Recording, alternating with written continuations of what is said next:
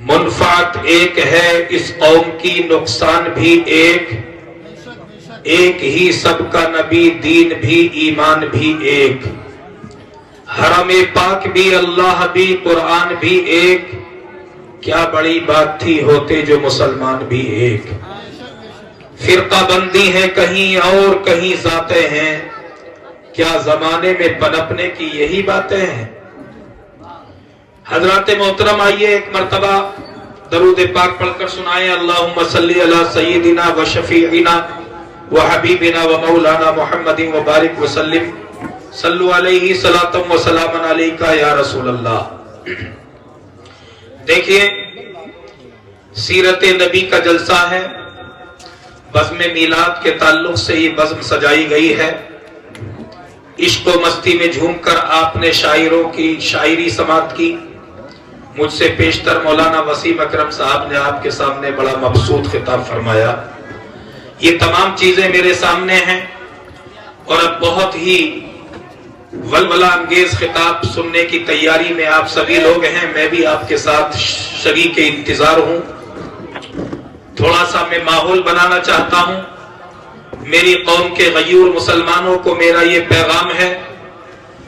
آپ نے عید میلاد النبی کے تعلق سے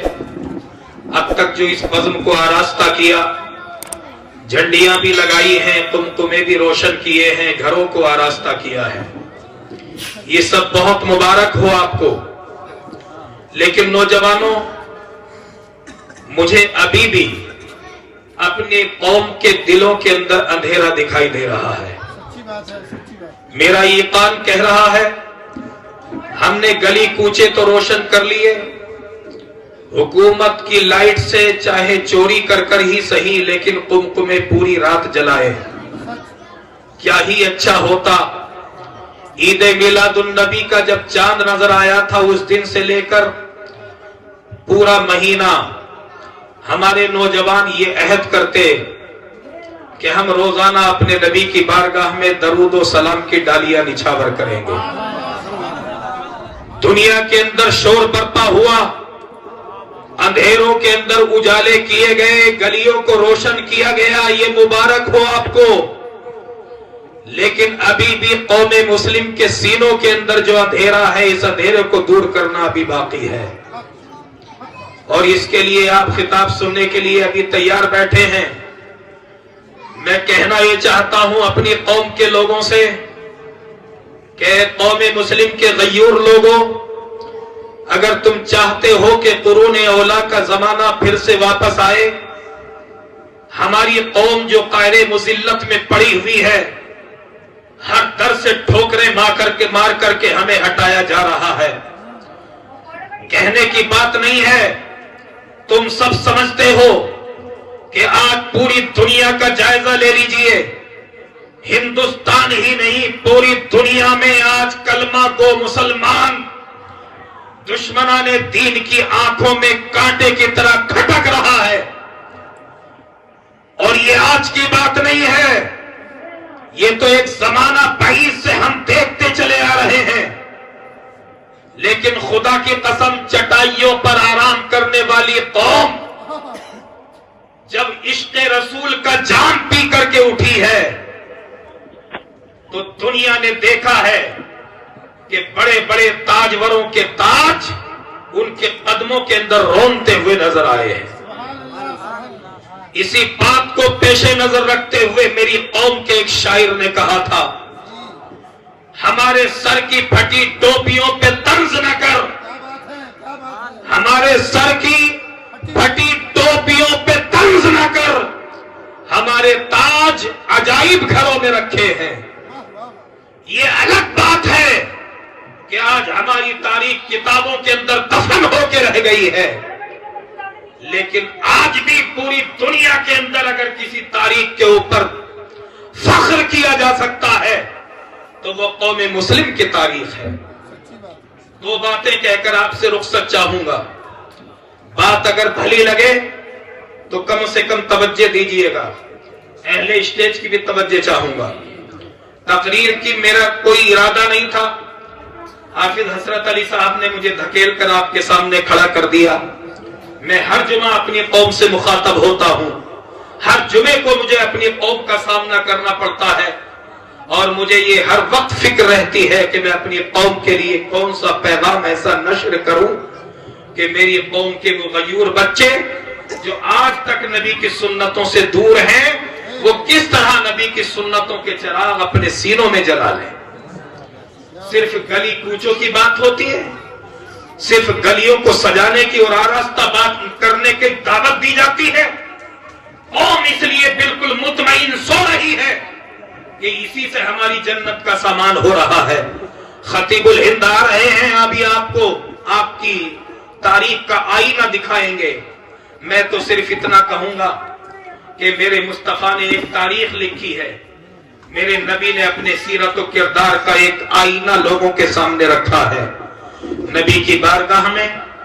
ایک مرتبہ ابو جہل آیا اور اس نے آ کر کہا تھا، اے مصطفیٰ، مجھے اس روئے زمین کے اوپر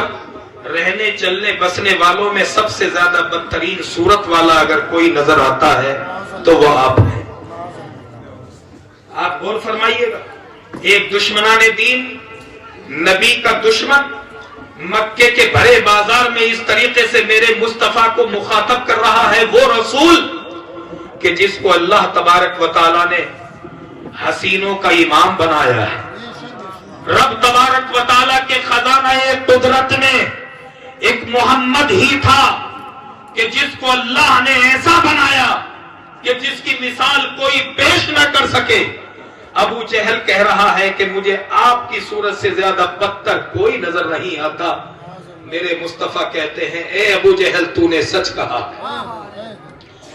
آ گئے صدیق اکبر، جب ان کی صداقت جھومی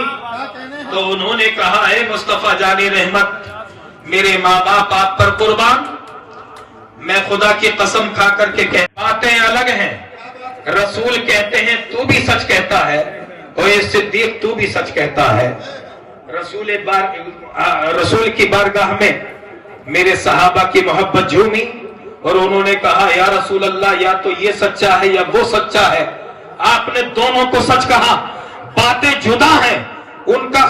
خیال الگ الگ ہے، لیکن بات دونوں کی سچ ہو جائے یہ کیسے ہو سکتا ہے؟ تو رسول نے کہا تھا، اے پوچھنے والوں، کان کھول کر کے سن لو، میں آئینہ ہوں، اور آئینے کے سامنے جو آتا ہے اسے اپنا عکس اس کے اندر نظر آتا ہے۔ ابو جہل نے جب دیکھا تو اسے اپنی صورت نظر آئی، اس نے کہا، آپ سے زیادہ بدترین میں نے کوئی نہیں دیکھا۔ میں نے کہا کہ تو سچ کہتا ہے، اس لیے کہ ابو جہل کو میرے اندر اپنا چہرہ نظر آیا، اور صدیق نے دیکھا تو اسے اپنا چہرہ نظر آیا، تو میں نے کہا تو نے بھی سچ کہا ہے۔ یہ میرے آقا کی سیرت و کردار کا ایک آئینہ ہے۔ تو یہ تو تھا وہ آئینہ جو مکے کی سرزمین کے اوپر رونما ہوا، لیکن میرے آقا کی سیرت کا ایک اور آئینہ ہے، اور وہ آئینہ یہ ہے کہ مسجد نبوی کے فرش کے اوپر ایک دن نواسے ٹہل رہے تھے، دیکھا کہ صدقے کی کھجوریں فرش زمین پر پڑی ہوئی ہے۔ ایک کھجور بچے نے اٹھائی اور اپنے منہ کے اندر دے لی۔ میں آپ کی توجہ چاہوں گا تمام حاضرین کی، اہل محلہ، اہل بستی، نوجوانان، تمام حضرات کو دعوت غور ہے، دعوت غور و فکر ہے، لمحہ فکریہ ہے کہ وہ نبی کا نواسا ہے، ایک کھجور جس کے بارے میں گمان غالب یہ ہے کہ شاید صدقے کی رہی ہوگی، شک ہے، یقینی طور پر کہا نہیں جا سکتا، لیکن جیسے ہی نواسے نے اٹھا کر منہ میں لی، میرے مصطفیٰ نے فوراً اس کھجور کو انگلی ڈال کر باہر نکال کر پھینک دیا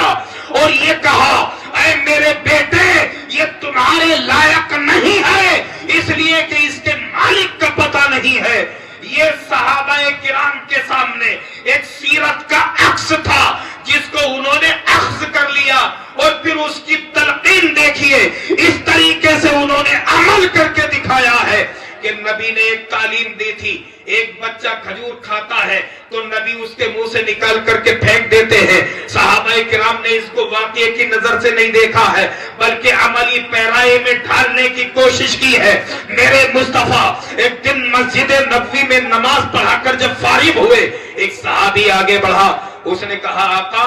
ہمیشہ کا معمول بن گیا ہے, ایک شخص کو ہم دیکھ رہے ہیں کہ وہ نماز فجر پڑھتا ہے اور اول وقت میں نماز پڑھ کے سلام پھیر کر کے نکلا چلا جاتا ہے, آپ کی دعا میں شامل نہیں ہوتا, آپ کے ساتھ دعا نہیں مانگتا, پہلی فرصت میں نکل کر کے چلا جاتا ہے. لگتا یہ ہے کہ اس کے دل کے اندر منافقت جنم لے رہی ہے کہ جو نبی کی دعا سے بغض کر رہا ہے, آپ کی دعا میں شامل ہونا نہیں چاہتا. میرے مصطفیٰ نے کہا کل جب وہ آئے تو اس کو روکنا اور اس سے استفسار کرنا کہ آخر اس کی وجہ کیا ہے. دوسرا دن آ گیا, میرے آقا کے لیے تو سب کچھ روشن تھا لیکن نبی امت کے سامنے آگاہ کرنا چاہتے تھے صحابہ کس ڈگر پر چل رہے ہیں, صحابہ کون سی تعلیم اپنائے ہوئے ہیں, صحابہ کا کریکٹر کیا ہے, ان کا کردار و آئینہ کیا ہے, وہ کس کی اطاعت میں ہے. قرآن نے کہا تھا کہ یہ نبی تمہیں جو دے اسے لے لو اور جس سے تمہیں روکے اس سے رک جاؤ. تو قرآن نے تو کہہ دیا, اب صحابہ اس پر عمل کر کے دکھا رہے ہیں کہ نبی جو کرتے چلے جا رہے ہیں صحابہ اس کو اپنی زندگی میں اتارنے کی کوشش کر رہے ہیں. دوسرا دن آتا ہے, نماز فجر کا سلام پھیرا گیا, جیسے ہی وہ صحابی نکل کر کے تیز قدموں سے جانے لگے ایک مضبوط ہاتھ نے پکڑ کر کے انہیں روک لیا اور کہا کہ آج تم نہیں جا سکتے, آج تمہیں یہ بتانا پڑے گا, نبی کی بارگاہ میں اظہار کرنا پڑے گا کہ تم دعا میں شریک کیوں نہیں ہوتے, نکلے کیوں چلے جاتے ہو. میں آپ کو بتانا یہ چاہتا ہوں کہ نبی سے جب عقیدت ہوتی ہے تو اس کا عکس زندگی میں نظر آتا ہے. نبی کی زندگی, نبی سے محبت ہوتی ہے تو نبی کی اطاعت کا جذبہ دلوں میں مجھے مارنے لگتا ہے. ابھی ہمارے ناظم اسٹیج نے کہا تھا کہ میں آپ کے قدموں کا جوتا بنا دیا جاتا, آپ کے شہر کے ذرہ بنا دیا جاتا, آپ کے وضو کا قطرہ بنا دیا جاتا اور میں مکڑی کا جالا بنا دیا جاتا, میں کبوتر بنا دیا جاتا. یہ خیالات ہیں کہ آدمی محبت میں ڈوب کر نہ جانے کس کی چیز کی تمنا کر رہا ہے. میں نے قرآن سے پوچھا ان تمام چیزوں میں افضل و اعلیٰ کیا ہے, تو قرآن کہتا ہے والتین والزیتون وطور سینین وہذا البلد الامین لقد خلقنا الانسان فی احسن تقویم. اگر یہ انسان نبی کے طریقے پر آ جائے, نبی کی سنتوں پر کھڑا ہو جائے, نبی کے عشق کو دل میں بسا لے تو یہ تمام مخلوقات ایک طرف ہے, لیکن اللہ کہتا ہے کہ چار چیزوں کی قسمیں فریاد کرنے کے بعد میرا رب فرما رہا ہے کہ ہم نے احسن طریقے پر حضرت انسان کو بنایا ہے. تمام مخلوقات میں سب سے افضل و اعلیٰ بنایا تھا تمہیں, لیکن قرآن نے فیصلہ دے دیا کہ اگر تم نبی کے طریقے پر ہو تو سب سے احسن و اعلیٰ تم ہو, اور اگر تم نبی کی ڈگر سے پھسل گئے, آپ کی دی ہوئی راہ سے نیچے گر گئے تو پھر یاد رکھو کل انعامی بل ہم اضل, تم جانوروں سے بھی زیادہ بدتر کر دیے جاؤ گے, تمہارا کردار پھر جانوروں سے بھی زیادہ گرا ہوا ہوگا. اس لیے کہ جو نبی کے طریقے کو ٹھوکر مارتا ہے, جو نبی کی سنتوں سے منہ موڑتا ہے, جو نبی کی سیرت سے دور چلا جاتا ہے, پھر اس کا شمار انسانوں میں نہیں بلکہ جانوروں کی فہرست سے بھی نیچے کر دیا جاتا ہے. یہ کردار و عمل کی بات ہے. اگر آپ کردار و عمل میں پورا اترنا چاہتے ہیں, صحابی کا جواب سنو, وہ کہتا ہے دعا میں شامل اس لیے نہیں ہوتا, اے مصطفیٰ جان رحمت, میرے ماں باپ آپ پر قربان ہوں, میں یہ راز کسی پر افشا کرنا نہیں چاہتا تھا, میرا یہ راز تھا, لیکن آج یہ افشا ہونے کے لیے جا رہا ہے. مسجد نبوی کے فرش پر ایک صحابی آنکھوں سے آنسو بہاتے ہوئے اپنا درد دل بیان کر رہا تھا اور وہ کہہ رہا تھا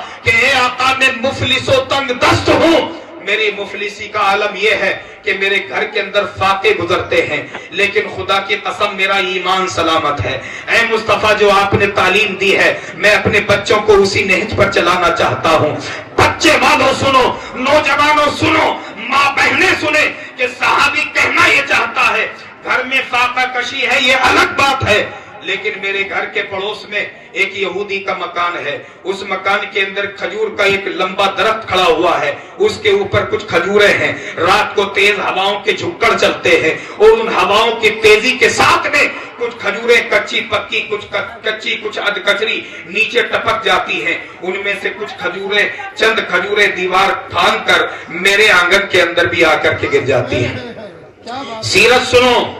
نبی کی تربیت میں رہنے والے لوگوں کی، انہوں نے صرف جشن ہی نہیں منایا، اور میں خدا نہ کرے کہ میں اس کی مخالفت نہیں کر رہا ہوں، یہ سیرت کا جشن منایا جا رہا ہے، اسی وجہ سے یہ پیغام آپ تک پہنچ بھی رہا ہے، لیکن یاد رکھیے اس کو دوام دینے کے لیے اور اس کی افادیت کو تادیر باقی رکھنے کے لیے ہمیں عملی میدان میں قدم رکھنا پڑے گا، بغیر اس کے ہمارا کوئی گزارا نہیں ہے۔ صحابی فرماتے ہیں کہ کچھ کھجوریں میرے آنگن میں گرتی ہیں، میں یہ چاہتا ہوں کہ سورج نکلنے سے پہلے، میرے بچوں کے بیدار ہونے سے پہلے میں جلدی گھر میں چلا جاؤں اور ان کھجوروں کو اکٹھا کر کے میں فوراً یہودی کے آنگن میں پھینک دیتا ہوں، تاکہ میرا کوئی بچہ بیدار ہو کر کے ایک بھی کھجور اپنے پیٹ میں اتارنے نہ پائے۔ فاقہ کشی کے دن تو گزر جائیں گے، لیکن کسی مالک کا مال اس کی اجازت کے بغیر بچوں کے پیٹ میں چلا گیا، چاہے وہ ایک کھجور ہی کیوں نہ ہو، تو اے رسول اللہ میں کل قیامت کے دن آپ کے سامنے کھڑے ہونے کے قابل نہیں رہ سکتا۔ صحابی کو فکر ہے تو یہ ہے کہ کل قیامت کے دن ہم کیسے کھڑے ہوں گے، اور یاد رکھو یہی سیرت و کردار کا آئینہ تھا جس کی وجہ سے دشمن بھی کلمہ پڑھنے پر مجبور ہوتے تھے۔ آپ کہیں گے یہ تو صحابہ کرام کے زمانے کی بات ہے، چلتے چلتے آخری بات کہہ کر کے اپنی بات ختم کر رہا ہوں، اور سنو مصطفیٰ جان رحمت کا جو تعلیم و تربیت اپنے دل کے اندر جو اتار لیتا ہے اس کا درد سنیے۔ یہی دلی کی جامع مسجد جس کو آپ شاہ جہانی مسجد کے نام سے یاد کرتے ہیں، خطیب الہند تشریف لا رہے ہیں، اور اب انشاءاللہ ان کا خطاب نایاب آپ سماعت کریں گے۔ دیکھیے بس ایک دو منٹ میں آپ سے مانگوں گا، اور میں اپنی وہ گفتگو جس کو میں آپ تک پہنچانا چاہتا تھا اس کا ماحصل میں آپ تک پہنچانے کی کوشش کر رہا ہوں۔ اچھا بہرحال مجھے متشابہ لگ گیا ہے، اب آنے ہی والے ہیں، فکر مت کیجیے، آپ بالکل بستی میں ہی موجود ہیں اور انشاءاللہ کچھ دیر میں آئیں گے۔ تو میں کہہ رہا تھا کچھ لوگوں کے سامنے جب بزرگان دین کے واقعات بیان کیے جاتے ہیں تو جو بد عملی کے رسیا ہو چکے ہیں، جنہیں عمل کرنے کا شوق ہی جاتا رہا، وہ کہتے ہیں میاں یہ تو بڑے لوگوں کی باتیں ہیں۔ آئیے میں دلی کی ہندوستان کی راجدھانی کی بات کر رہا ہوں، یہی ہندوستان کی راجدھانی ہے اور انگریز کا دور حکومت ہے۔ انگریزی دور اقتدار میں ایک انگریز دلی کی جامع مسجد گھومنے کے لیے آیا تھا، اور اس نے